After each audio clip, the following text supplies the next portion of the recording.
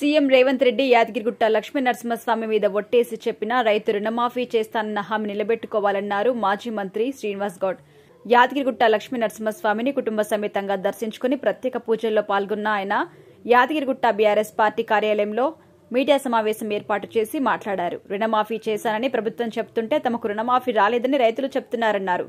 ఏది నిజమని ప్రశ్నించారు. స్థానిక సంస్థలో 42% బీసీలకు రిజర్వేషన్ ఇస్తామన్న హామీని నిలబెట్టుకోవాలని సీఎం రేవంత్ రెడ్డి నిలబెట్టుకోవాలన్నారు. ఇక కులగణన ఖచ్చితంగా అమలు చేయాలన్నారు.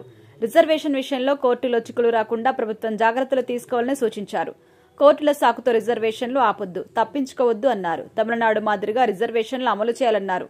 గ్రామాల వారీగా ఫైనల్ పబ్లికేషన్ చేసి రిజర్వేషన్స్ అమలు చేయాలని కోరారు. న్యాయపరమైన సమస్యలు వస్తే ప్రభుత్వమే బాధ్యత వహించాలి అన్నారు. సాకులతో రిజర్వేషన్స్ ఇవ్వకుండా తప్పించుకోవద్దన్నారు. న్యాయపరమైన ఇబ్బందులు తలెత్తకుండా రిజర్వేషన్స్ ని ఇవ్వాలన్నారు. స్థానిక సంస్థల ఎన్నికల్లో 42% బీసీ రిజర్వేషన్స్ అమలు చేయాలన్నారు. రైతులకు ఇచ్చిన హామీని అమలు చేయాలన్నారు. బడుగు బలహీన వర్గాల ఓట్లతో అధికారంలోకి వచ్చిన ప్రభుత్వం మాట నిలబెట్టుకోవాలన్నారు. దేవుడి దగ్గర వివక్ష ఉండొద్దు, సమానత్వం ఉండాలన్నారు. కేసీఆర్ కట్టాడని ఆలయ అభివృద్ది ఆపితే స్వామివారి చూసుకుంటారన్నారు.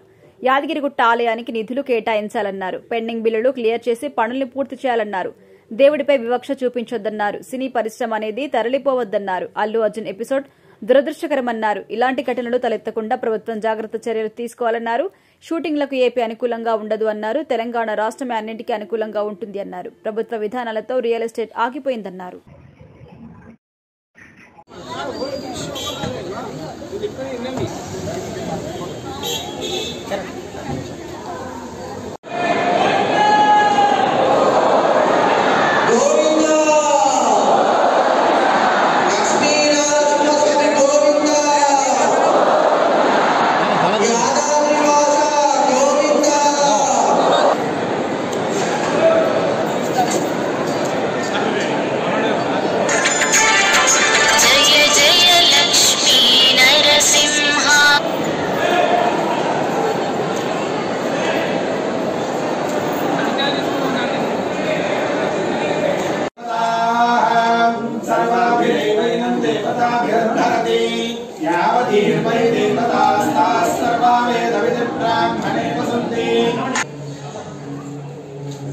ఎలక్షన్స్ కు ఏర్పాట్లు కూడా చేస్తున్నారు.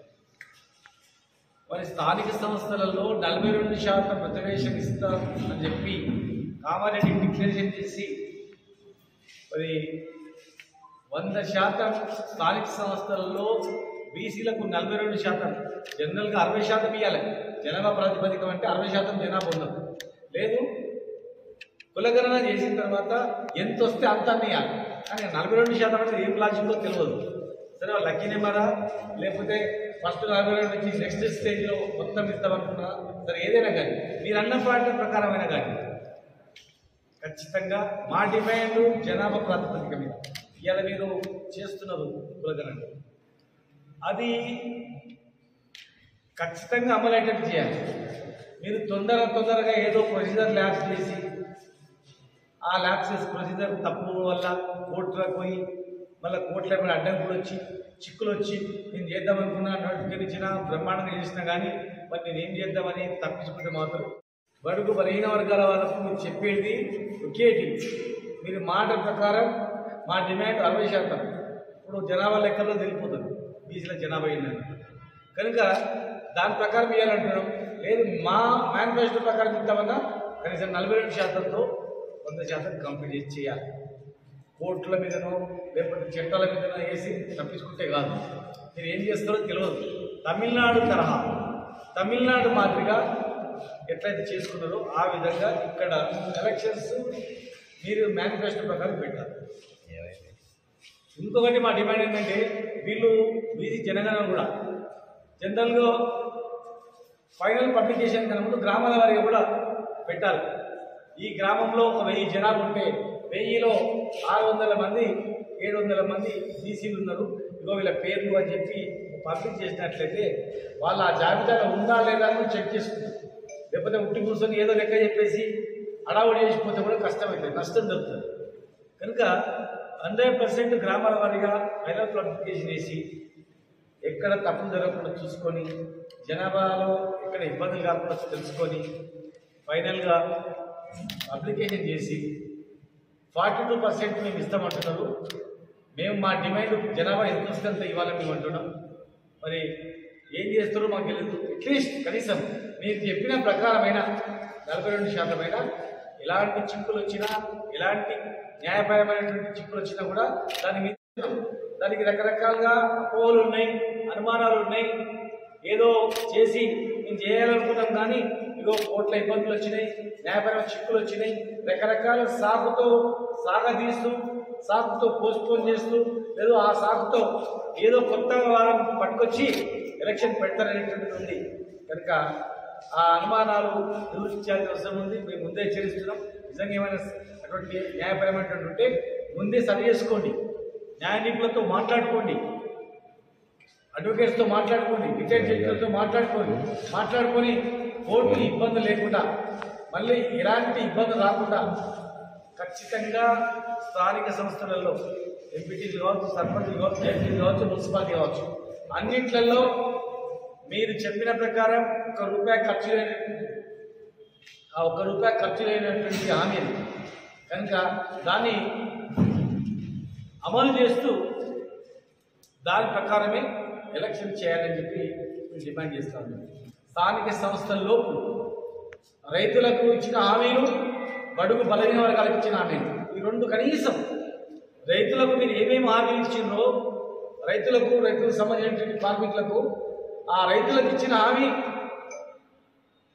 42% బడుగు బలహీన వర్గాలకు ఇచ్చిన హామీ, ఈ రెండు హామీలతోనే ఎలక్షన్స్ పోవాలని చెప్పి మేము డిమాండ్ చేస్తూ ఉన్నాం. ఈరోజు భక్తులందరూ మధ్యలో కలిసి సార్ ఇంత బ్రహ్మాండమైన దేవాలయం కాదు సార్, గ్రామం కూడా ఇట్లా ఉంది సార్. గ్రామం కూడా ఎంతో పరిశుభ్రంగా, ప్రశాంతంగా, మంచినీళ్ళు, పార్కులు, చెట్లు, చేపలు బ్రహ్మాండమైనటువంటి ఉంది సార్. కానీ ఎక్కడ జరిగిందో మోసపోయినాం సార్ అని చెప్పి భక్తులు చెప్తా ఉన్నారు. కనుక ఈరోజు మా డిమాండ్ యాదాద్రి యాక్చువల్గా ఈరోజు ఏం మాట్లాడదనుకున్నాం, కానీ అందరూ సార్ యాదగిరి గుట్టకు వచ్చినాం సార్, యాదగిరి దేవుడి మీద వచ్చేసుకొని చెప్పారు, మీరు మాట్లాడాలి సార్ అని చెప్పి అక్కడ చెప్పడం జరిగింది.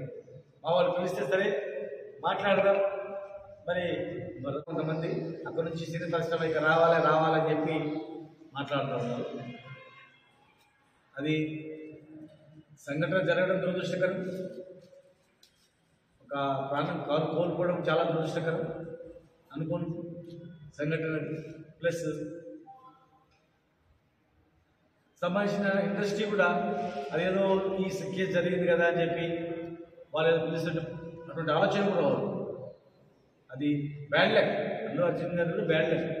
జనరల్గా ఎవరైనా అక్కడ జరుగుతుందంటే వాడు పోడు, ఏదో జోష్లో పోయిండు, యువకుడు కదా పోయిండు, అక్కడ తుకేస్లాట్ అయింది. ఆ సంఘటన చాలా బాధాకరమైనటువంటి సంఘటన.